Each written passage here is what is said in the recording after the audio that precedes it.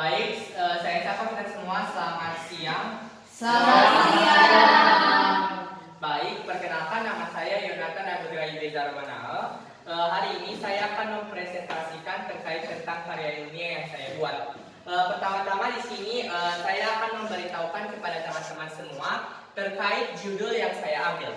Pada kesempatan hari ini saya mengambil salah satu judul yang menurut saya menarik, yaitu terkait tentang pengukuran kalor reaksi endoterm dan eksoterm menggunakan kalorimeter sederhana dalam praktikum kimia siswa-siswi 11 MIPA Baluse tahun 2024.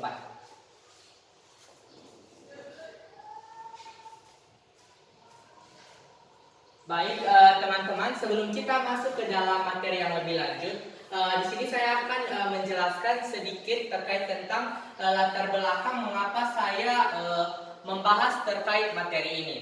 Di mana latar belakang saya itu pemahaman tentang perubahan energi selama reaksi kimia merupakan aspek fundamental dalam studi kimia, khususnya dalam bidang termokimia. Reaksi kimia dapat bersifat endoterm, di mana energi diserap dari lingkungan, atau eksoterm, di mana energi dilepaskan ke lingkungan. Pengukuran energi yang terlibat dalam reaksi ini penting untuk memahami dinamika reaksi dan aplikasi praktisnya dalam berbagai bidang dan penelitian ilmiah. Melalui penggunaan kalorimeter sederhana, siswa dapat mempelajari konsep dasar secara langsung dan mendalam. Kalorimeter sederhana merupakan alat yang mudah dibuat dan digunakan dalam lingkungan pendidikan, memberikan kesempatan bagi siswa untuk melakukan eksperimen langsung dengan mengukur perubahan suhu yang terjadi selama reaksi kimia. Alat ini membantu siswa memahami bagaimana energi ditransfer selama reaksi kimia. Selain memberikan pemahaman konseptual, praktikum pengukuran kalor menggunakan kalorimeter sederhana juga sangat relevan dengan aplikasi nyata dalam kehidupan sehari-hari. Misalnya, reaksi eksoterm digunakan dalam proses pembakaran bahan bakar dan produksi panas. Sedangkan reaksi endoterm penting dalam proses pendinginan dan produksi bahan kimia tertentu. Dengan memahami dan mengukur kalor reaksi, kita sebagai siswa mendapatkan pengetahuan tentang transfer energi dan efisiensi termal. Dalam pembahasan kali ini di sini ada beberapa rumusan masalah yang saya ambil, di mana rumusan pertama yang paling condong yaitu terkait tentang bagaimana cara mengukur perubahan suhu yang terjadi selama reaksi kimia berlangsung dalam kalorimeter sederhana. Yang kedua, bagaimana menghitung kalor reaksi dari data yang diperoleh. Yang ketiga, bagaimana menentukan apakah reaksi bersifat endoterm atau eksoterm berdasarkan hasil percobaan. Yang keempat, bagaimana prosedur praktikum yang tepat untuk mengukur kalor reaksi menggunakan kalorimeter sederhana. Baik teman-teman, tentunya jika ada rumusan masalah, tentunya pasti akan ada yang namanya tujuan dari penelitian. Maka di sini ada 4 tujuan dari penelitian saya, di mana yaitu yang pertama, mengetahui bagaimana cara mengukur perubahan suhu yang terjadi selama reaksi kimia berlangsung dalam kalorimeter sederhana. Yang kedua, memahami cara perhitungan kalor reaksi dari sebuah data. Yang ketiga, mengetahui perbedaan reaksi endoterm dan eksoterm. Dan yang terakhir, mengetahui prosedur praktikum yang tepat untuk mengukur kalor reaksi menggunakan kalorimeter sederhana. Dan di sini juga ada beberapa manfaat penelitian yang saya bagi menjadi 2 bagian, yaitu manfaat teoritis dan manfaat praktis. Di mana manfaat teoritisnya yaitu menunjukkan relevansi praktis dari reaksi endoterm dan eksoterm dalam kehidupan sehari-hari, seperti dalam proses memasak, pembakaran bahan bakar, dan pendinginan. Siswa dapat melihat langsung bagaimana prinsip-prinsip yang mereka pelajari dan terapkan di dunia nyata. Yang kedua yaitu manfaat praktis, di mana manfaat praktis juga saya bagi dalam beberapa, yaitu bagi sekolah dan bagi peneliti. Di mana untuk bagi sekolah yaitu untuk mengajarkan konsep dasar termokimia kepada siswa, termasuk perubahan entalpi kapasitas kalor dan hukum kekekalan energi dengan menggunakan contoh nyata dari reaksi endoterm dan eksoterm. Dan yang kedua yaitu manfaatnya bagi peneliti atau bagi saya sendiri, yaitu pengukuran kalor reaksi membantu peneliti memahami dasar termokimia seperti perubahan entalpi dalam reaksi kimia dan Di sini juga untuk peneliti juga mengetahui lebih lanjut terkait tentang perbedaan dari eksoterm dan endoterm. Baik, sekarang kita akan masuk ke dalam bab 2 yaitu kajian teori. Jadi sesuai dengan judul yang saya ambil, di sini ada beberapa kata kunci, yaitu pertama terkait tentang reaksi endoterm, reaksi eksoterm, dan penggunaan kalorimeter sederhana. Dan di sini saya akan menjelaskan satu persatu kata kunci tersebut. Di mana bagian yang pertama di sini saya akan menjelaskan pengertian reaksi endoterm. Di mana reaksi endoterm adalah jenis reaksi kimia yang memerlukan penyerapan energi dari lingkungan sekitarnya untuk berlangsung. Energi ini biasanya dalam bentuk panas sehingga lingkungan di sekitar reaksi menjadi lebih dingin. Dalam reaksi endoterm, energi total yang dimiliki produk lebih besar dibandingkan dengan energi total yang dimiliki reaktan awal. Contoh umum dari reaksi endoterm adalah proses fotosintesis, di mana tumbuhan menyerap energi matahari untuk mengubah karbon dioksida dan air menjadi glukosa dan oksigen. Secara molekuler, reaksi endoterm terjadi ketika energi yang diperlukan untuk memutuskan ikatan kimia dalam molekul reaktan lebih besar daripada energi yang dilepaskan saat pembentukan ikatan baru dalam molekul produk. Ini menyebabkan penyerapan energi dari lingkungan ke dalam sistem reaksi, misalnya reaksi amonium nitrat atau NH4NO3 dilarutkan dalam air yang menyerap sejumlah besar panas sehingga suhu larutan menurun. Proses ini sering digunakan dalam kantong es instan yang digunakan untuk pertolongan pertama pada cedera. Yang selanjutnya itu reaksi endoterm memiliki berbagai aplikasi praktis dalam industri dan teknologi. Salah satu contoh aplikasinya adalah dalam produksi besi, di mana batu kapur CaCO3 dipanaskan untuk menghasilkan kalsium oksida CaO dan karbon dioksida CO2. Sebuah proses yang menyerap panas. Selain itu, pengetahuan tentang reaksi endoterm penting dalam pengembangan bahan pendingin dan sistem penyerapan panas, serta dalam proses manufaktur yang memerlukan kontrol suhu yang ketat. Yang kedua yaitu terkait tentang penjelasan dari reaksi eksoterm, di mana reaksi eksoterm adalah kebalikan dari reaksi endoterm. Di mana reaksi eksoterm adalah sebuah reaksi kimia yang melepaskan energi ke lingkungan sekitarnya, umumnya dalam bentuk panas. Proses ini terjadi ketika total energi yang dilepaskan oleh pembentukan ikatan baru dalam produk lebih besar daripada energi yang dibutuhkan untuk memutuskan ikatan dalam reaktan. Akibatnya energi bersih dilepaskan ke lingkungan, seringkali menyebabkan peningkatan suhu di sekitar reaksi. Karakteristik utama dari reaksi eksoterm adalah perubahan entalpi negatif atau delta H lebih kecil dari 0, yang menunjukkan bahwa energi sistem berkurang dalam reaksi berlangsung. Contoh umum dari reaksi ini yaitu eksoterm meliputi pembakaran bahan bakar seperti kayu atau gas alam di mana panas dan cahaya dihasilkan. Selain itu, reaksi neutralisis antara asam dan basa juga eksoterm, seperti pada reaksi antara asam klorida atau HCl dan natrium hidroksida atau NaOH, yang menghasilkan garam NaCl dan air disertai pelepasan panas. Yang selanjutnya itu pengertian kalorimeter sederhana. Di sini kalorimeter sederhana adalah alat yang digunakan untuk mengukur perubahan panas atau kalor dalam reaksi kimia atau perubahan fisik. Hal ini terdiri dari wadah terisolasi yang berfungsi untuk meminimalkan pertukaran panas dengan lingkungan sekitarnya, sehingga perubahan panas dalam sistem yang sedang diukur dapat diketahui dengan akurat. Dalam bentuk paling dasar, kalorimeter sederhana seringkali berupa wadah styrofoam dengan tutup yang dilengkapi dengan termometer untuk mengukur perubahan suhu. Yang selanjutnya yaitu di sini ada pula hasil penelitian yang relevan dengan penelitian saya, di mana praktikum kimia tersebut menyoroti efektivitas alat sederhana ini dalam mendemonstrasikan konsep termodinamika dasar kepada siswa. Kalorimeter sederhana seperti cangkir styrofoam dengan tutup digunakan untuk meminimalkan kehilangan panas ke lingkungan. Studi menunjukkan bahwa meskipun kalorimeter ini tidak memberikan isolasi sempurna, hasil yang diperoleh cukup akurat untuk keperluan pendidikan. Dalam pendidikan yang mengukur kalor eksoterm, reaksi neutralisis antara asam kuat dan basa kuat seperti HCl dan NaOH sering digunakan. Hasil eksperimen menunjukkan peningkatan suhu yang signifikan di dalam kalorimeter, menandakan pelepasan kalor.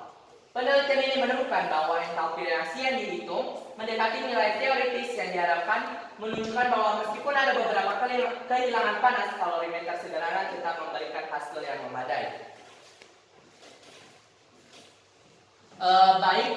Di sini saya akan menjelaskan sedikit terkait tentang kerangka konseptualnya, di mana praktikum ini dirancang untuk membantu siswa memahami bagaimana energi dalam bentuk kalor diserap atau dilepaskan selama reaksi kimia, dan bagaimana perubahan ini dapat diukur secara kuantitatif. Dengan menggunakan kalorimeter sederhana, siswa dapat mengamati dan menghitung perubahan suhu yang terjadi selama reaksi, yang kemudian digunakan untuk menghitung jumlah kalor yang terlibat dalam reaksi tersebut. Pada reaksi eksoterm, energi dilepaskan ke lingkungan seperti yang telah saya jelaskan tadi, sehingga menyebabkan peningkatan suhu dalam kalorimeter. Sebaliknya, pada reaksi eksoterm, energi diserap dari lingkungan sehingga menyebabkan penurunan suhu dalam kalorimeter. Di sini kita langsung masuk ke bab 3 atau metodologi penelitian, di mana di sini saya akan menjelaskan sedikit terkait tentang pendekatan penelitiannya. Pendekatan yang digunakan dalam penelitian ini adalah kualitatif dengan melakukan praktikum kalorimeter sederhana. Menurut Sugiono 2018, metode penelitian kualitatif adalah metode penelitian yang berlandaskan pada filsafat yang digunakan untuk meneliti pada kondisi ilmiah atau eksperimen, di mana peneliti sebagai instrumen teknik pengumpulan data dan dianalisis yang bersifat kualitatif lebih menekan pada makna. Tujuan dari penelitian kualitatif adalah untuk memahami dan menggambarkan fenomena yang sedang diteliti. Di sini juga saya mendapatkan data-data tersebut dari yang pertama dari data primer dan data sekunder. Di sini saya akan menjelaskan terkait data primer dan data sekunder. Data primer adalah sumber data penelitian yang diperoleh secara langsung dari informan atau melalui wawancara, dan yang kedua yaitu data sekunder atau data yang diperoleh dari penelitian dari bahan-bahan perpustakaan seperti skripsi dan internet. Yang selanjutnya yaitu kita akan masuk ke dalam tahapan praktikum, di mana tentunya sebelum kita melakukan praktikum kita membutuhkan alat dan bahan, di mana alat dan bahannya yaitu yang pertama tentunya kita menggunakan kalorimeter sederhana, yang kedua air, deterjen, es batu, sendok, styrofoam, garam, dan termometer. Di sini ada pula teknik analisis datanya, di mana menurut Seidel 1998, analisis data merupakan proses perjalanan mencatat yang menghasilkan catatan lapangan. Dengan hal itu diberi kode agar sumber datanya tetap dan dapat ditelusuri. Di sini saya sudah menerapkan juga tempat penelitian dan waktu penelitian, di mana penelitian ini atau praktikum ini saya lakukan pada hari Rabu 7 Februari 2024, dan waktunya itu pukul 12:30 atau 12:30 sampai selesai, dan lokasinya itu di ruang 11 MIPA Balusev. Yang selanjutnya itu bab keempat yaitu pembahasan, di mana di sini ada hasil dari penelitian saya, di mana pada pembahasan ini juga dijelaskan terkait tentang reaksi endoterm dan reaksi eksoterm. Namun karena tadinya sudah saya jelaskan di awal terkait tentang reaksi eksoterm dan endoterm, maka kita akan langsung lanjut ke slide berikutnya. Kita akan langsung masuk ke dalam langkah-langkah praktikumnya, di mana yang pertama langkah-langkah praktikum pada reaksi eksoterm, di mana yang pertama persiapkan kalorimeter. Siapkan kalorimeter sederhana dengan menggunakan 2 cangkir styrofoam yang disusun satu di dalam yang lain untuk meningkatkan isolasi. Yang kedua, tutup kalorimeter dengan penutup yang memiliki lubang untuk memasukkan termometer. Yang kedua yaitu pengukuran awal. Jadi pengukuran awal ini sangat penting dilakukan agar kita mengetahui suhu awal dari air. Isi kalorimeter dengan sejumlah air yang telah diukur dengan berat. gunakan termometer untuk mengukur suhu awal air di dalam kalorimeter. Yang ketiga yaitu penimbangan garam. Timbang sejumlah garam dengan timbangan analitik. Pastikan jumlah garam yang digunakan cukup menghasilkan perubahan suhu yang signifikan namun masih aman untuk penanganan. Di sini saya menggunakan garam sebanyak 2 sendok dan saya menimbangnya menggunakan neraca. Yang keempat yaitu penambahan garam ke dalam air. Masukkan garam atau NaOH ke dalam air dengan cepat namun hati-hati untuk menghindari percikan. Yang selanjutnya segera tutup kalorimeter dan mulai mengaduk, larutkan dengan lembut sehingga garam dan air tercampur secara merata. Yang selanjutnya yaitu pengukuran suhu. Aduk larutan terus-menerus dan perhatikan perubahan suhu yang ditunjukkan oleh termometer. Catat suhu tertinggi yang dicapai setelah penambahan garam dan pencampuran selesai. Ini adalah suhu akhir yang dibutuhkan untuk perhitungan kalor. Yang selanjutnya yaitu perhitungan kalor. Perhitungan kalor ini dapat dihitung. Yang pertama itu hitung perubahan suhu atau delta T dengan mengurangkan suhu awal dan suhu akhir. Tentunya tadi kita telah mengurangi suhu awal dari air dan suhu akhir pada air tersebut. Yang kedua, gunakan persamaan kalorimetri. Catat suhu air campuran setelah reaksi selesai dan suhu diambil. Yang selanjutnya yaitu analisis data. Bandingkan hasil pengukuran dan perhitungan dengan literatur atau teori yang relevan untuk mengevaluasi keakuratan percobaan. Yang selanjutnya, diskusikan sumber kesalahan potensial dan bagaimana pengukuran terhadap hasil percobaan. Selanjutnya, keselamatan dan pembersihan. Setelah percobaan atau praktikum selesai, bersihkan semua peralatan yang digunakan dengan air bersih. Buang larutan sisa sesuai dengan prosedur pembuangan bahan kimia yang aman dan tepat. Dan yang terakhir yaitu cucilah tangan dengan bersih. Yang kedua adalah reaksi endoterm. Mungkin tidak jauh beda dengan praktikum reaksi eksoterm.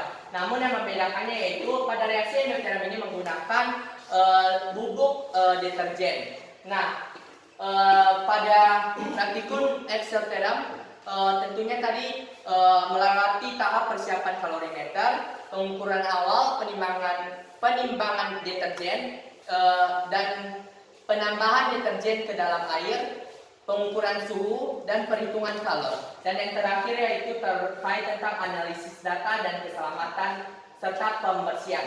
Nah, sedikit saya jelaskan pada reaksi endoterm ini menjelaskan terkait tentang kenaikan suhu, di mana deterjen yang sudah dilarutkan ke dalam air nantinya suhu dari air tersebut lama-kelamaan akan naik dari. Yang selanjutnya yaitu hasil praktikum, di mana pada hasil yang pertama di reaksi eksoterm, penambahan NaOH ke dalam air menghasilkan reaksi eksoterm yang menyebabkan peningkatan suhu larutan. Kalori yang dilepaskan selama reaksi ini adalah 4180 Joule, menunjukkan bahwa reaksi tersebut melepaskan energi ke lingkungan. Reaksi endoterm yaitu penambahan deterjen ke dalam air menghasilkan reaksi endoterm yang menyebabkan penurunan suhu larutan. Kalori yang diserap selama reaksi ini adalah 2090 Joule, menunjukkan bahwa reaksi tersebut menyerap energi dari lingkungannya. Yang terakhir yaitu penutup, di mana di sini dari praktikum kali ini ada beberapa kesimpulan yang saya ambil, di mana dalam praktikum kimia pengukuran kalori reaksi endoterm dan eksoterm menggunakan kalorimeter sederhana berfungsi sebagai alat untuk mengukur perubahan suhu yang terjadi akibat reaksi yang kemudian digunakan untuk menghitung kalori yang dilepaskan atau diserap. Reaksi endoterm menyerap kalori dari lingkungan sehingga menyebabkan penurunan suhu dalam kalorimeter. Sementara reaksi eksoterm melepaskan kalori ke lingkungan sehingga menyebabkan peningkatan suhu. Prosedur eksperimen melibatkan percampuran deterjen atau pelarutan garam. Data suhu sebelum dan sesudah reaksi dicatat dengan cermat. Pengukuran yang akurat sangat penting untuk mendapatkan hasil yang valid dan dapat dipercaya. Dalam percobaan ini, pengenalan kondisi lingkungan seperti isolasi kalorimeter dari pengaruh luar juga penting untuk minimalkan kesalahan pengukuran. Hasil eksperimen menunjukkan bahwa reaksi endoterm seperti pelarutan garam tertentu dalam air menyebabkan penurunan suhu yang signifikan, mengindikasikan penyerapan kalor dari lingkungan. Sebaliknya, reaksi eksoterm seperti pembakaran atau reaksi asam basa menghasilkan kenaikan suhu yang jelas menunjukkan pelepasan kalor ke lingkungan. Secara keseluruhan, praktikum ini memberikan pemahaman yang lebih baik tentang konsep reaksi endoterm dan eksoterm serta bagaimana kalorimetri dapat digunakan untuk mengukur perubahan energi dalam reaksi kimia. Penggunaan kalorimetri sederhana yang efektif memungkinkan siswa untuk mengamati serta langsung efek termal dari reaksi kimia dan menghitung kalor yang terlibat yang penting dalam studi termokimia dan aplikasi praktis dalam berbagai bidang kimia. Baik, sebelum saya menutupnya, izinkan saya sedikit menjelaskan bahwasanya pada perubahan pada reaksi endoterm dan eksoterm ini juga sangat berhubungan erat pada hukum kekekalan energi, di mana hukum kekekalan energi ini menjelaskan bahwasanya energi tidak dapat diciptakan dan energi tidak dapat dimusnahkan, sehingga terjadilah yang namanya energi diserap dan energi dikeluarkan ke lingkungan. Baik, sekian dari penjelasan saya hari ini. Jika ada teman-teman yang ingin memberikan tanggapan, pertanyaan serta saran, dipersilakan.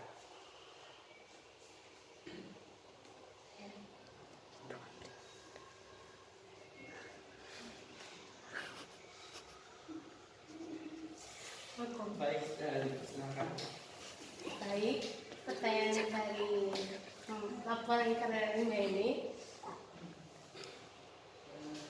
Apa alasan kenapa kamu memilih judul karya ini? Apa alasan kenapa kamu memilih judul pengukuran kalor reaksi endotherm dan exotherm menggunakan kalorimeter sederhana dalam praktikum kimia? Baik, terima kasih. Ada yang ingin bertanya?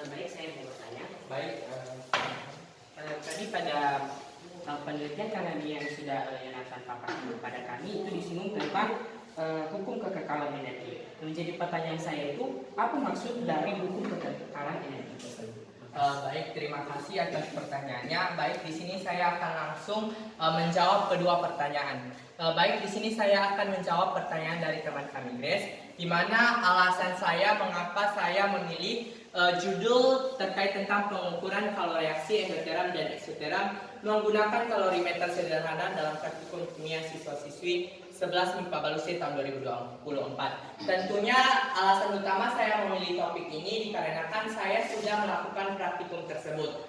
Dan di sini juga alasan yang kedua mengapa saya memilih menggunakan judul ini dikarenakan saya tertarik terkait tentang pengukuran kalor reaksi endoterm dan eksoterm. Yang ketiga alasannya itu saya ingin membagikan pengalaman dan mungkin pengalaman terkait tentang penjelasan reaksi endoterm dan eksoterm kepada teman-teman semua. Mungkin itu alasannya dapat diterima. Baik, untuk pertanyaan yang kedua terkait tentang maksud dari hukum kekekalan energi, di mana di sini seperti yang kita ketahui bunyi dari hukum kekekalan energi yaitu bahwasanya energi tidak dapat diciptakan dan energi tidak dapat dimusnahkan. Namun energi ini dapat saling bertukar. Nah, di sini jumlah total energi dalam sistem tertutup adalah konstan. Dalam pendidikan kimia atau dalam pembelajaran kimia terjadi reaksi yang namanya reaksi endoterm dan reaksi eksoterm, di mana reaksi-reaksi tersebut terjadi, namun jumlah total energi dalam sistem tertutup tetap konstan. Baik, mungkin sekian dari penjelasan atau presentasi saya pada hari ini. Saya berterima kasih kepada teman-teman semua yang telah menyimak dan mendengarkan. dan mohon maaf atas segala kesalahan yang telah saya perbuat di depan ini. Jika ada kesalahan kata, perbuatan, mohon dimaafkan. Terima kasih.